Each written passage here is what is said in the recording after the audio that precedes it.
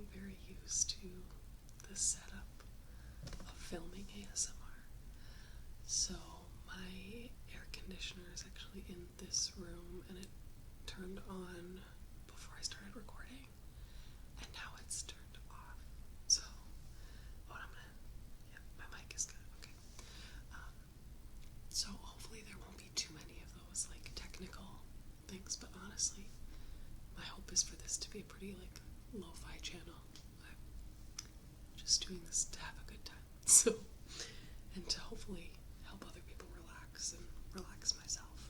So, on the theme of having a good time, I thought I would do my first video all about one of my favorite hobbies, which is reading. I love to read. I only recently really started putting more time and effort into reading. So the first like 4 or so months of the year, I was very much like excited about reading, and I read a lot of books, and then I sort of fell off the train a little bit. So I'm hoping to get back on, and hopefully this video will kind of inspire me to do that. So this journal is actually the journal that at the beginning of the year I was writing like all of my books in that I was reading, and I thought I would share some of those with you. I only have with me today 2 of the books that I've read or am reading, and the main reason for that is that I tend to buy a lot of books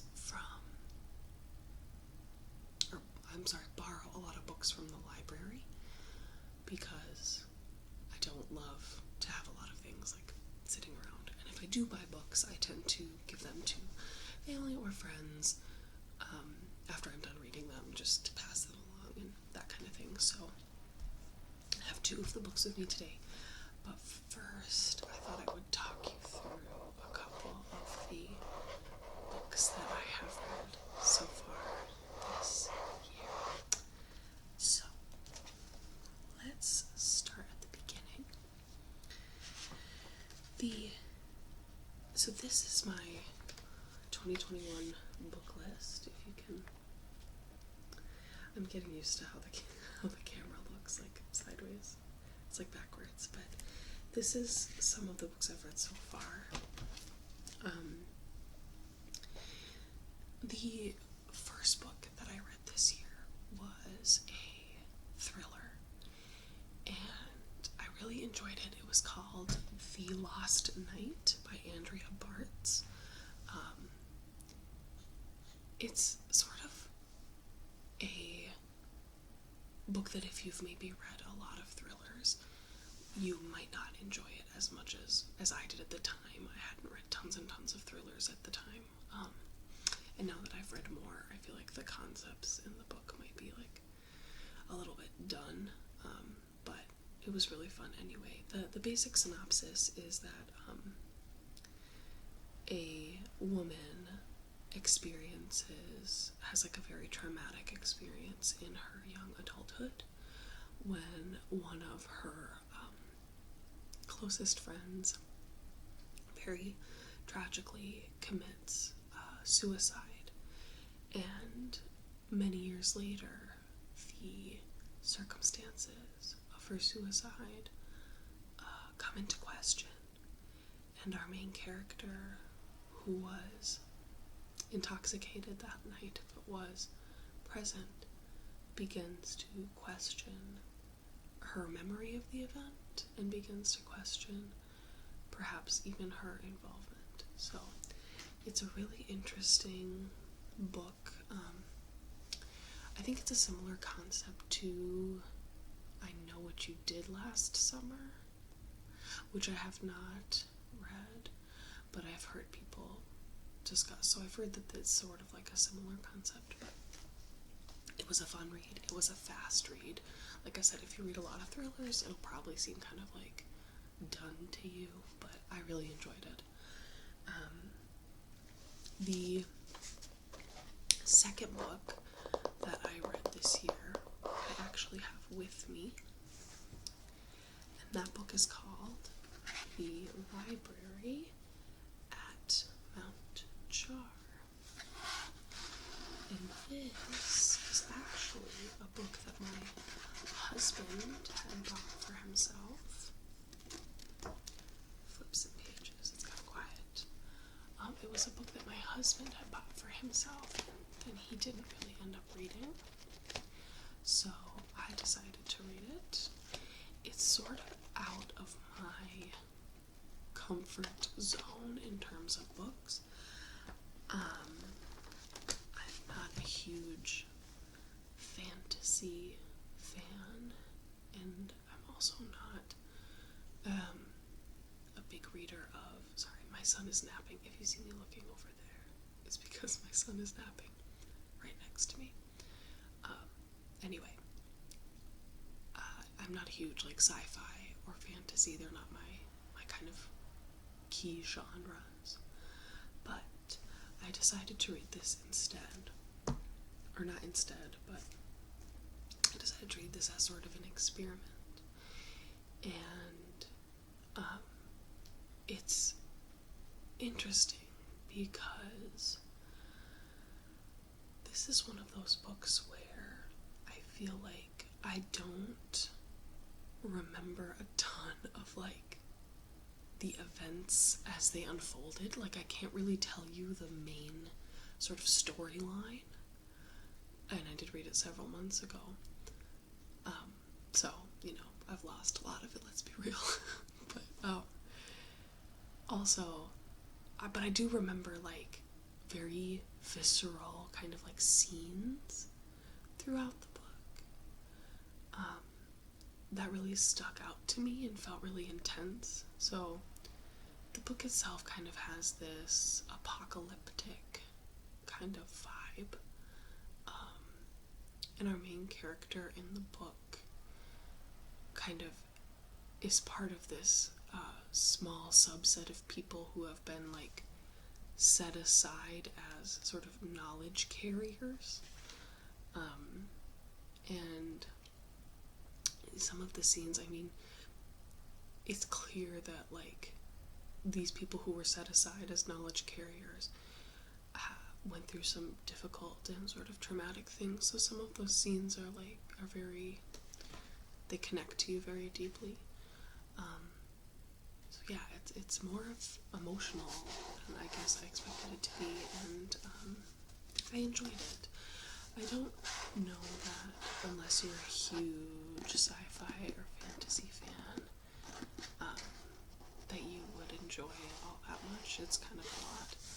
But if you're big into fantasy and you like that sort of world building thing, I would check it out. It's definitely fantasy based in reality. It's not high fantasy, so it's a little more approachable for us fantasy newbies. So, and I really like how it looks. I mean, the cover is really cool. This house is kind of a mainstay for the main set of characters, the knowledge carriers. And just like the kind of dark, cozy vibe of the cover here. So, I'm sorry, I'm still getting used to how the camera reacts to me. It's backwards. So yeah, that is The Library at Mount Jar by, let's see, did I say it's by Scott Hawkins? So, I mean, the Wall Street Journal said the work of the newest major talent in fantasy, so, you know, maybe I'm just not deep enough to have thoroughly enjoyed it. I don't know. Anyway, that was the second book I read this year. I'm gonna skip a couple. I tend to read a lot of intense thrillers, and personally, if I was listening to this video trying to fall asleep, I don't know that I would want to hear the plot of a bunch of really horrific traumatic books. So I'm not gonna go into some of the ones that are really deep thrillers, because that to me is just not relaxing at all. So, I guess I can talk a little bit about one of my favorite genres that I've discovered this year. So actually, I want to adjust a little bit. So for my birthday this year, actually, my husband bought me my first ever cozy mystery.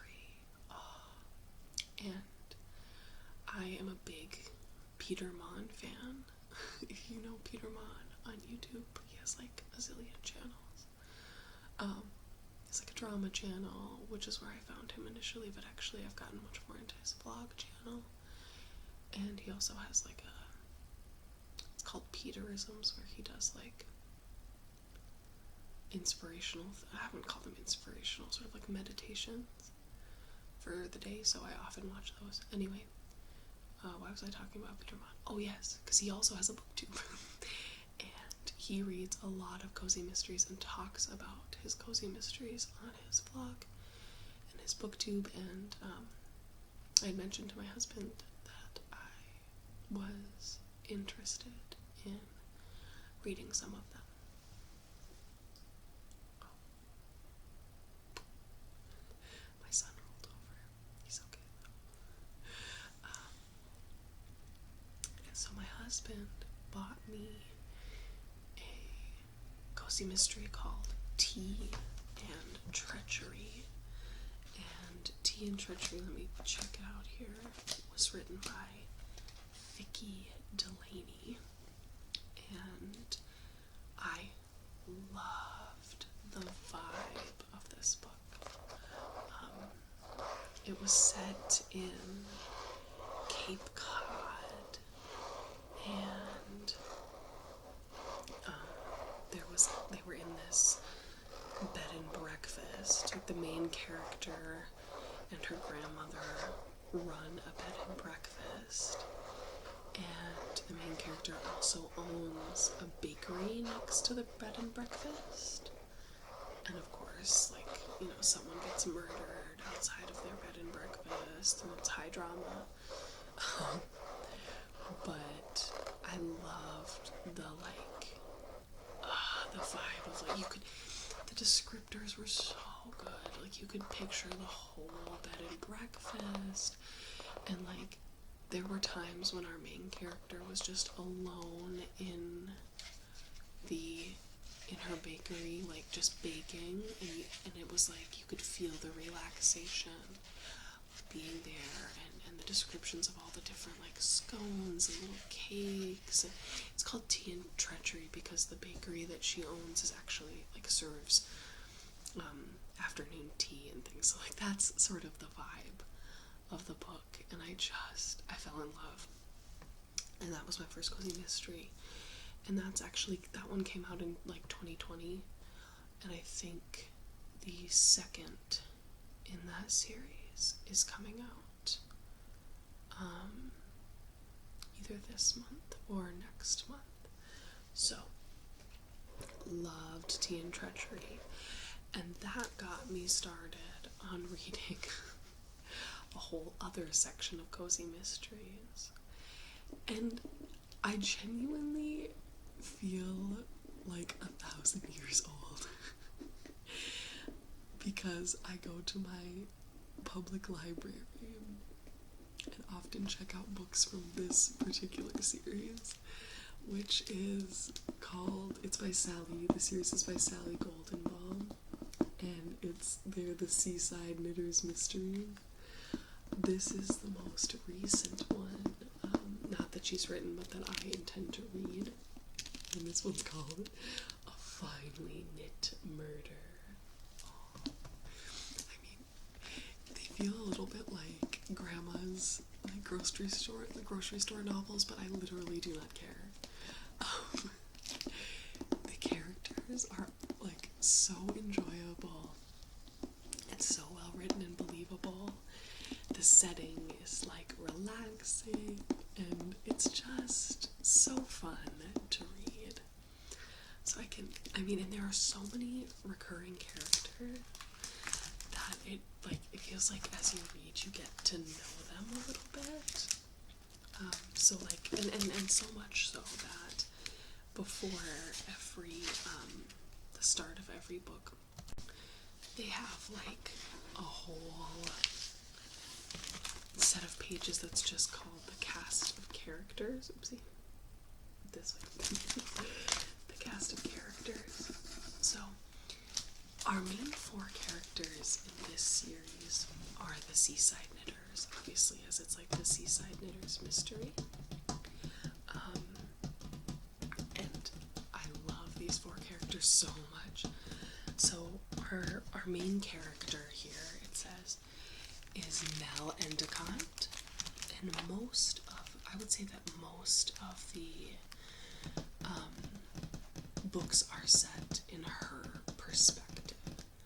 So Nell Endicott is a former Boston nonprofit director, and she lives in Seaside Harbor with her husband. And her husband's name is Ben Endicott, and he's also features very prominently in all of these novels. And our second sort of main character is Izzy, or Isabel Chambers Perry, and she was a Boston attorney, and she's now the owner of the Seaside Knitting Studio, which is where our main characters meet every Thursday for knitting and dinner. Incredible. And our third main character is Cass, or Catherine Mary Teresa Halloran. She is a lobster fisherwoman and a lifelong Sea Harbor resident. She's sort of got a hard edge to her, and I like her. She's sassy. And the 4th and final Seaside Knitter, her name is Birdie, or Bernadette Favazza, and they describe her here as Sea Harbor's wealthy, wise, and generous, silver-haired Grand Dame. And she does have a lot of money from her both divorced and deceased husbands. She has 2. And she's just this old Italian woman who like knows everyone and everything, and I love her. She's like my favorite probably of the 4. And they have a whole listing here of everyone's husbands, boyfriends, all the close friends and family, and then typically it says here townsfolk, and then Sea Harbor Community Day School. So these are more like characters that are featured in this novel in particular, but some of them I recognize from other novels as well. But there are, obviously somebody has to get murdered, so there's new characters pretty much every time, and yeah, it is just such a great series. I would definitely recommend it if you're into cozy mysteries at all. I loved that one. And in my journal here, I've also read A Fatal Fleece by that same author. I think that was the first one of hers I read. And I read Angora Alibi, which was right after. And I have written down here in Angora Alibi, I wrote, let's see, what did I write about Angora Alibi? There it is. I guess I'll tell you what I wrote about all of them. The first one I read was A Fatal Fleece, and I wrote my first Seaside Knitters mystery, a bit long-winded, but so lovable, we'll read more. And they are kind of a little bit long. And I think if you read a lot of cozy mysteries novellas, I think a lot of the times authors of cozy mysteries really want to set up like a lot of, big characters and a large world to kind of have their characters exist in, and that takes time. So, yeah, it's a little long, but I don't mind that. Now I wrote about Angora Alibi. Oh, so good. And I say I knew it was this person. I'm not gonna say because I don't want to ruin it. If you decide to read my old lady mystery. And I said I'm so happy for Sam and Izzy, these characters, and on to the next. So loved that one. That was a one that I read quite a bit faster than some of the other ones. And then about Murder in Marino, I wrote Love My Seaside Knitters, and the new additions to the group were really fun and heartwarming. So, like I said, they put in a lot of different characters throughout, like, different books, and so that adds a lot, and it feels like you're a part of the town. I love that about those books. One that I read recently was called Malice, and Malice is by Kaigo, probably Kaigo, I think, Higashino. He's a Japanese author, and I wrote that it was a really fast read with a fantastic twist and a really classic murder mystery, and I think that's one of the really cool things about going to libraries and to like secondhand bookstores. If you have one of those, we used to live in Houston, Texas, and in Houston they had a lot of this bookstore called Half Price Books. Oh my god, I miss Half Price Books. Half Price Books had tons of like really nice books for cheap, and I really miss Half Price Books. Where we live now, they don't have any, which is very sad.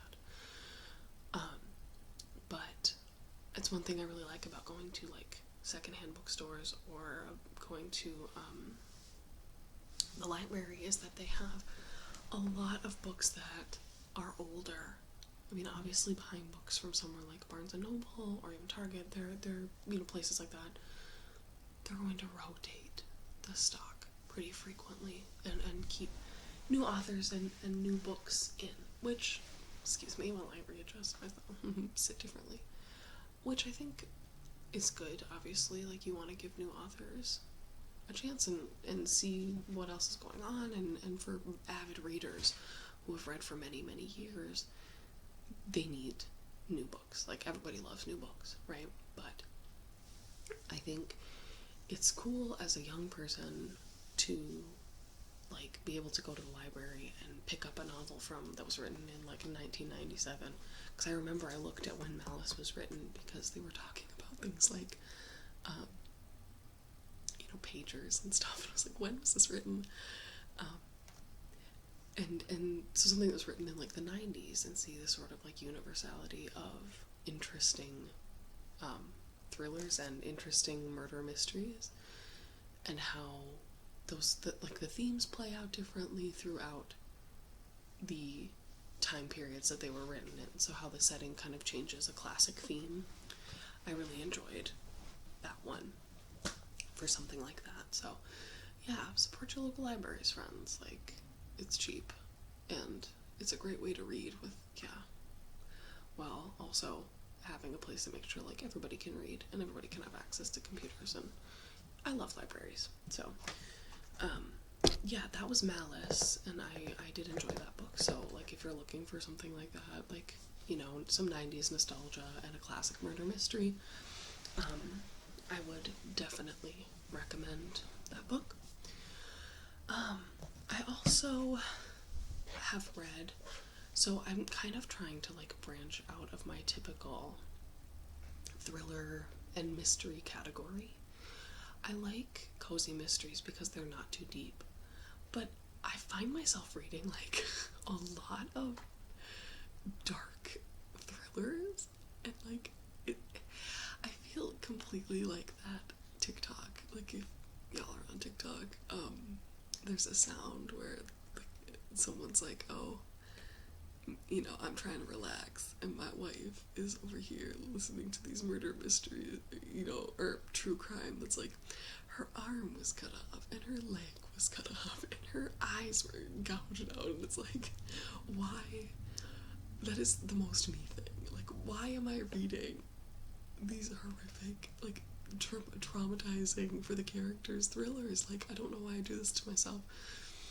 I guess their plot lines are always, like, fast-moving and interesting, and humans are messed up, and I guess we enjoy that, like, reading that kind of thing. But, anyway, point being, I've been trying to move away a little bit from some genres like that, because it's a little much. So I did pick up from the library a few weeks ago a book called The Bitter and Sweet of Cherry Season. And I don't remember the author offhand, but I did really enjoy that book. And that was a sort of a piece of, like, fiction, very firmly in just, like, the fiction category. And I do enjoy realistic fiction. I mean, as a kid, like, all I read was, like, Ramona the Pest and, like, all of Beverly Cleary's, like, incredibly realistic fiction books. Like, that's just what I'm into. And this particular book was about a woman who was escaping a toxic and, what seems at the beginning a possibly abusive relationship. And she's taking her, like, 9-year-old daughter with her. And she doesn't have, like, any family to turn to, so she takes her daughter to this cherry farm in Michigan that her estranged aunt owns. And she approaches her aunt, and her aunt seems very sort of, like, closed off, but is willing to let the main character and her daughter stay at the farm, at least through cherry season. And, so there's obviously a lot of, family dynamic things going on, and I think the book centers a lot around themes about family and about the importance of vulnerability and the importance of community. And I loved reading about that. I mean, for someone like me, that's just, like, themes that I'm really here for. So, The Bitter and Sweet of Cherry Season. I wish I could give the author. I probably should have looked it up. Maybe there's my air conditioner, sorry. I thought I had turned it down, like, turned it high enough in terms of temperature that it wouldn't kick on and off while I was reading. Well, not reading, while I was doing this, but here we are. Maybe it'll provide some nice white noise for those of you who enjoy that as we get towards the end of this video. But yeah, so that was a book that I would definitely recommend. Again, a bit of an older book. I don't think it has come out recently, but I really enjoyed that one. I did dip my toe very briefly into the world of romance novels. Now, I'm not the biggest romance novel fan by, but here's the thing, I haven't read a lot of romance, so I was like, let me try it out. And listen, your girl was kind of looking for something steamy, and I did not receive steamy in the book that I read. So I read this book called Evie Drake Starts Over, and it's by Linda Holmes, and I just, like, bought it at Target. And here's what I wrote about it. Meh. Baseball, romance, not great sex scenes. It was fine. It was, and that's exactly how I would describe it. The concept was that, and what drew me into it was that this woman, her husband passed away in a car accident, like, rather tragically. But the same day that he had passed away, she was planning to leave him, like, divorce him. So I was like, ooh, that's a really interesting, like, dynamic. Like, how does that work?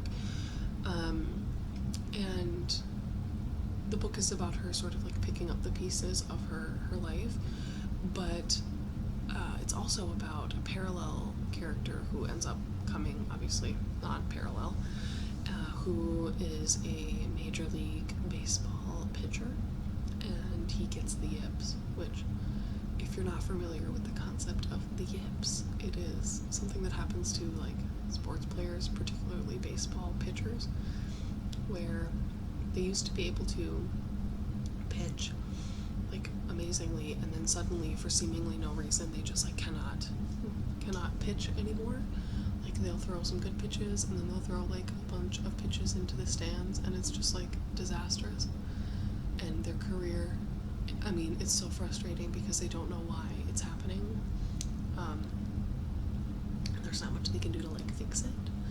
But, you know, so the other character in this book is experiencing the yips and experiencing the effects on his baseball career and things like that. So, obviously, the two characters collide, and their agreement is that they can have a friendship and do, you know, that whole spiel, because he is the baseball player is moving into our main character's guest home because he's, like, briefly back in town or whatever. And their agreement is, like, okay, they can do this, but she is not allowed to ask him about baseball, and he is not allowed to ask her about her deceased husband. So obviously that, you know, those lines are blurred and crossed, and that's where we get. But on it sounds a lot more interesting than I feel like it was in actual reading. And, like, there was a lot of build up to a relationship that, like, we don't get anything steamy whatsoever. And listen, like, maybe some people don't like the steam in their romance novels, but I don't know, I needed a little steam. I needed a little bit of steam. You know what I mean? So yeah, that was the only romance novel I have read so far this year. If you have any recommendations for really good romance novels, I'm definitely, like, into that. I want to enjoy it as a genre, but I just feel like my qualms about it are that I feel like the stories are somewhat predictable, and, like, listen, I'm not judging anybody. Like, I'm sitting here reading cozy mysteries. This literally the same thing happens every time. Like, someone gets murdered in this Cape Cod town. Who killed them? Like, I know that I'm, like, not preaching to the choir. I'm being a bit of a hypocrite is the point. But I would love to know, if you're a lover of romance novels, what romance novels you enjoy. I'd love some recommendations, because I think it's a genre that I could really enjoy. I just don't know where to start, and, like, books are kind of a time commitment, so it's hard when you get halfway through and you, like, care enough about the characters to finish, but you don't, it's hard to, like, push through it, put in the effort to finish. I forgot to show you, this is what that book, I believe it might be Evie, not Evie. Looks like Evie on here, doesn't it?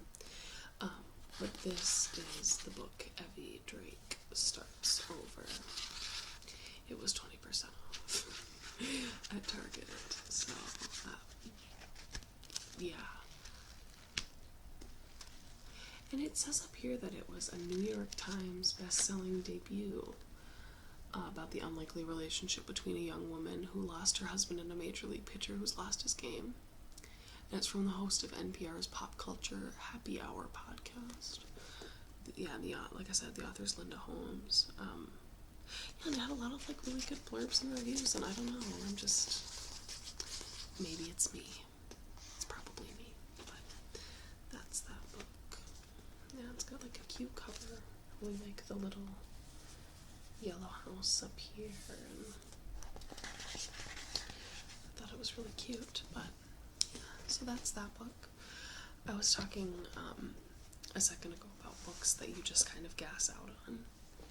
I'm gonna try and show you can you see my dog ear in this book? This is a book that I just kind of gassed out on. And again, controversial opinion. This is called Call Me By Your Name, and it's a book, I mean, I'm sure you're all familiar with the synopsis. I'll read this synopsis instead of attempting myself. Call Me By Your Name is the story of a sudden and powerful romance that blossoms between an adolescent boy and a summer guest at his parents' cliffside mansion on the Italian Riviera. Each is unprepared for the consequences of their attraction when, during the restless summer weeks, unrelenting currents of obsession, fascination, and desire intensify their passion and test the charged ground between them. Recklessly, the two verge toward the one thing that they both fear that they may never truly find again: total intimacy. And the book is really beautifully written. I mean, it's sort of like reading poetry. I mean, it's gorgeous. And the tension between the two of them was drawn out for a very long time, which I feel like is accurate, and what the author was trying to portray is sort of like the difficulty of these kinds of situations, and especially, I'm not sure what year this is set in particular, but the taboo sort of nature of their relationship. I think it was necessary for the author to draw it out in that way to make you sort of, feel the difficulty for the characters and the sort of like questions and pining and all of that they were going through. I have not yet finished it. I'm to the part of this book where they go on like a little trip together, and I mean, now that I'm thinking and talking about it, I have maybe a little bit of gusto to finish it. I just sort of gassed out on it a little bit because I felt it was kind of hard to relate to myself and hard to put myself in the character's shoes, which is not a fault of the writer, it's a fault of what I bring to the table. So I will probably finish this one, but I did gas out on it a little bit. But that's that book, Call Me By Your Name. I like the cover too, it's really lovely. I think these are the actors who played the characters in the movie, which I have not seen. So yeah, I'll probably finish this one, but I have not yet. So that's Call Me By Your Name. That's all. Just peeking over at my bookshelf here. Oh, I can show you guys the one that I have most recently purchased that I intend to read soon. Give me just a second. So I grabbed this book from my bookshelf. This is by Tana French, and it's called In the Woods. This is one of the very few books that I have purchased. And as you can see, my toddler got some water from it, so that is what it is. But this book is, I bought it because I think it was on one of the, like, featured tables, and it says here that it's the inspiration for the Dublin murders on Starz, which, I mean, since I have a young child, I don't tend to have a lot of TV watching time, and when I do, I'm not watching, the Dublin murders on Starz, because my husband is, like, not into crime. Anyway, I typically trust Penguin Publishing, and I love their little logo is so cute. I love their little black and white logo. Black and white little penguin on the orange background is so cute. Most things I've read from Penguin I've really enjoyed, and yeah, this book just sort of appealed to me, so I'll read you a little blurb on the back, because I don't really remember what this one's supposed to be about. The New York Times said it was the million-copy best-selling debut that launched Tana French. Required reading for anyone who appreciates tough, unflinching intelligence and ingenious plotting. So, I mean, that's intriguing. So here's the blurb. It says, as dusk approaches a small Dublin suburb in the summer of 1984, mothers begin to call their children home. But on this warm evening, 3 children do not return from the dark and silent woods. When the police arrive, they find only one of the children gripping a tree trunk in terror. Oh my gosh. Yeah, and he's unable to recall. I'm skipping a little bit because this is ASMR. This is not for intensity. but he's not able to recall the details of the previous hours. And basically, 20 years later, this found boy, his name is Rob Ryan, he's the detective on the Dublin murder squad, and he keeps that whole past that happened to him a secret. But a 12-year-old girl is found murdered in the same woods, and he and another detective, who is his closest friend and his partner, find themselves investigating a case that's apparently chillingly similar to the previous unsolved mystery. So now, he only has snippets of a long buried memories to guide him through this experience, and Ryan has the chance to uncover both the mystery of his case and the case that lies before him now. So I find this to be an interesting concept, but again, a little bit of a dark book. And I haven't read it yet. I think I'm putting it off a little bit because kid murder stuff, like when you have a kid, I don't know if it's when you have a kid and you have anxiety, kid murder books are sometimes not great to read, and they can kind of mess with your brain a little bit. So I'm putting that one off a little bit, but I'm in a good place with my anxiety at the moment, so I probably will read it somewhat soon. More information than you asked for, but there's that book. So yeah, I think that's pretty much all the books that I wanted to talk to you about today. If you've made it this far, oh my god, I'm so honored. I honestly didn't think that, I don't feel like even one person is probably going to watch this from start to finish, but I don't. I'm just doing it for fun, so I'm excited about it. But if you watched it, oh my god, thank you. That's so exciting. That's so cool. Leave me a comment. If I even got one comment, I would lose it. It's just exciting for me to be doing this. But yeah, that's some of the books I've read lately, and yeah, if you enjoyed it, let me know. And if you want to have some thoughts about other ASMR stuff you'd be interested in, let me know. I'm kind of here for lo-fi stuff. Just gonna basically make make videos that are somewhat easy for me to film and upload quickly, because yeah, I have my son's nap time in which to do this, and that's pretty much it. So but it's just something that I've been wanting to do a long time, and I'm excited to keep going. So yeah, thank you so much for watching, and I will see y'all soon. Bye.